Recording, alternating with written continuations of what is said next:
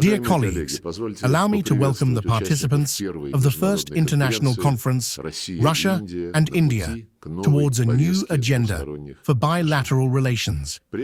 First and foremost, I would like to thank the Russian International Affairs Council and the Embassy of India in Russia for jointly organizing this new forum. We are pleased to see our Indian friends in Moscow, representatives of academic and business circles.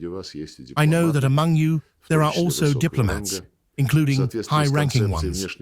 In accordance with the foreign policy concept of the Russian Federation, strengthening the especially privileged strategic partnership with India is designated as a priority of our country's foreign policy course. Considerable attention is being given to achieving this objective. In practical work, we can see that the Indian side is acting in the same manner. The relationship between our countries has a long history. It can be said that it has withstood the test of time on more than one occasion. Today, Russia and India are developing an equal partnership based on genuine mutual respect and consideration of each other's interests. The contribution of our leaders to this process is difficult to overestimate. It is symbolic that Prime Minister Narendra Modi's first bilateral foreign visit after his re-election last year was to Russia. Now, it is our turn. President Vladimir Putin has accepted the invitation of the head of the Indian government. Preparations are underway for the visit of the Russian head of state to the Republic of India. Our relations have a solid material foundation.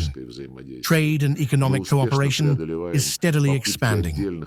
We are successfully overcoming attempts by certain ill wishers to hinder this process. In 2024, bilateral trade turnover exceeded $60 billion, the highest result in the entire modern history of our relations. But of course, this is not the limit.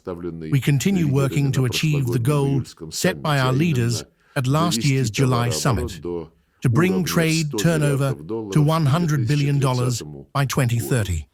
The expansion of practical cooperation reflects not only the existing potential of Russia-India trade, but also the strong interest of the business communities of both countries in fully unlocking it, including through the implementation of joint investment projects. Political dialogue is developing dynamically. This is facilitated by the fact that Moscow and New Delhi have similar or even identical views on the objectively emerging multipolar world order, which, in our shared conviction, should be based on diverse models of development and on the full and interconnected application of the principles of the UN Charter, rather than their selective use. Together with our Indian partners, we advocate for the democratization of international relations, for increasing the role of the Global South in economic governance mechanisms, and for respecting the cultural and civilizational identity of all peoples of the world, as well as their right to independently determine their paths of development. These positions are shared by all the countries we refer to as the world majority. We highly appreciate and welcome the ability of Indian diplomacy to implement an independent, multi-vector foreign policy course. We believe that India has every reason to hold the status of one of the great powers of our time, one of the influential centers of a multipolar world. We share the philosophy of India's foreign policy concept, the whole world is one family, aimed at ensuring international cooperation for the benefit of all humanity, based on a balance of interests among all states. We value our joint work in the UN, the G20, BRICS, the Shanghai Cooperation Organization, and other multilateral platforms. We are grateful to New Delhi for its constructive contribution to the success of the historic BRICS summit in Kazan, which took place in October 2024 under Russia's chairmanship.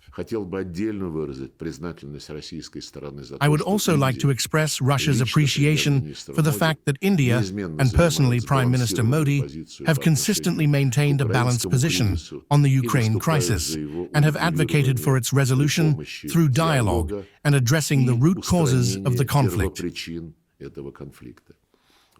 We fully share this approach, and from the very beginning of the crisis have stated Russia's openness to negotiations, which should lead to the end of the conflict and the establishment of a lasting peace by, I emphasize once again, eliminating its initial causes.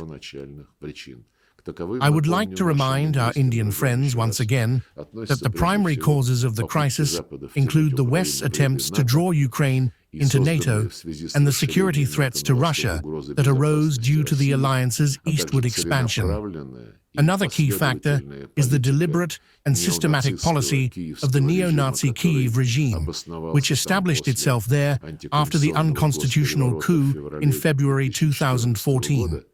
This regime has pursued both legislative and physical extermination of all things Russian: language, culture, media, and the canonical Orthodox Church, all in violation of Article 1 of the UN Charter and numerous international conventions. We firmly believe that eliminating these root causes would lay a solid foundation for lasting peace and a political resolution to the security crisis in the European part of Eurasia. In conclusion, I would like to say that expert and political science communities in Russia and India, the so-called track to diplomacy, are meant to play an important role in analyzing international processes, as well as in maintaining the positive momentum of bilateral relations between our countries. The world is currently going through challenging times, with many factors of uncertainty.